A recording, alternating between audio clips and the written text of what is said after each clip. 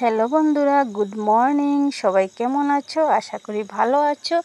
আর আমিও খুব খুব ভালো আছি। তো ঘুম থেকে উঠেই দেখো মেয়েদের কাজ কি, ঘুম থেকে উঠেই তো বাসন ধোয়া, ঘর পরিষ্কার করা, রান্না বান্না এইসব। তো আমিও ঘুম থেকে উঠে শুরু করে দিলাম আমার কর্ম। আর তো ভাবলাম অনেক দিন হয়েছে কিন্তু তোমাদের সাথে কোনো কাজ কাম শেয়ারই করছি না, জানো কি হয়েছে? ভালো লাগে না। এই যে রৌদ্র না, এই যে রৌদ্রর মধ্যে আমি বাসন ধোয়াধুয়ি করি, তো ক্যামেরাটা আনবো, আবার ঘরে যাব, তো একদম কি বলবো, পরিশ্রম হয়ে যায় আর কি। গুড মর্নিং বন্ধুরা, তোমরা সবাই কেমন আছো? আশা করি ভালো আছো। আর আমিও খুব খুব ভালো আছি। তো সকাল থেকে উঠে শুরু করে দিলাম কাজ কাম। আর অনেক দিন পর কিন্তু বাসন মাজা শেয়ার করলাম। অনেক দিন কিন্তু হয়েছে আমি এইসব কাজ তোমাদের সাথে একদমই শেয়ার করি না। তো আজকে কি জানো, ঠান্ডা ঠান্ডা ওয়েদার, তো তাই ভাবলাম যে না, একটু শেয়ার করি। আর আজকে উঠানটা একটু ঝাড়ু দেব।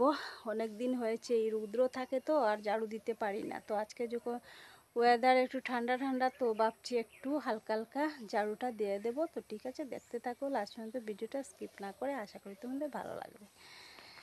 দেখো আমাকে লাগছে কেমন, কালো লাগছে, কালো। এমনিতে তো আমি কালো, আর আরও ক্যামেরাতে তো আরও বেশি কালো লাগছে। তারপর দেখো আমি উঠান ঝাড়ু দিতে চলে আসলাম, আর উঠান ঝাড়ু দিয়ে দিচ্ছি। আর দেখো উঠানের কি অবস্থা হয়েছে, কেন জানো?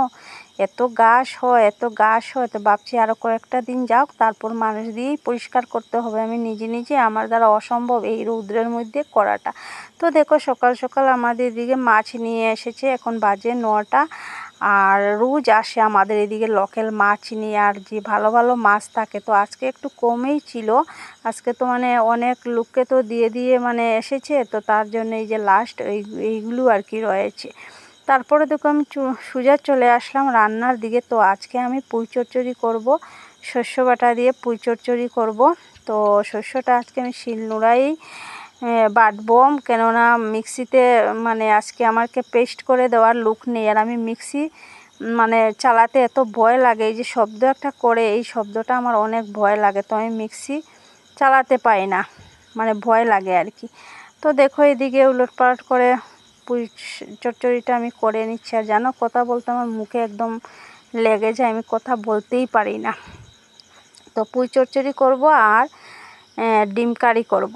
তো ডিমও সিদ্ধ বসিয়ে দিয়েছি। আর এই দেখো সকালের চায়ের কাপ, সকালে চা খেয়ে এইখানে কাপ রেখেছিলাম, তো এইখানেই রয়েছে আমার ক্যামেরায়।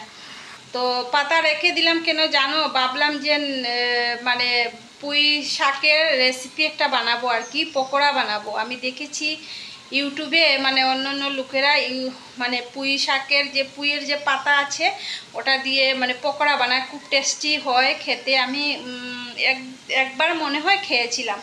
তো তার জন্য বেশিরভাগ পাতাটা রেখে দিলাম। আর ভাবলাম যে মনে হয় তরকারিও বেশি হয়ে যাবে। তো এখন দেখছি, দেখো একদম একটু হয়ে গেছে। তো এই দেখো কতটুকু পুঁই পাতা রেখেছি, দেখো।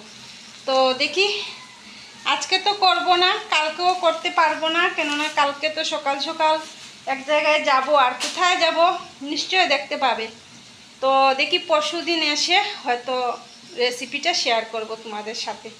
তো ঠিক আছে, দেখতে থাকো। তো এই দেখো বন্ধুরা, আমার হয়ে গেছে পুঁই ডুগার চচ্চড়ি। আর সাদা, কেননা কাঁচা লঙ্কা দিয়েছি, তো তাই সাদা আর কাঁচা লঙ্কার তরকারি আমার খুবই ভালো লাগে আর ক্ষতিও করে না।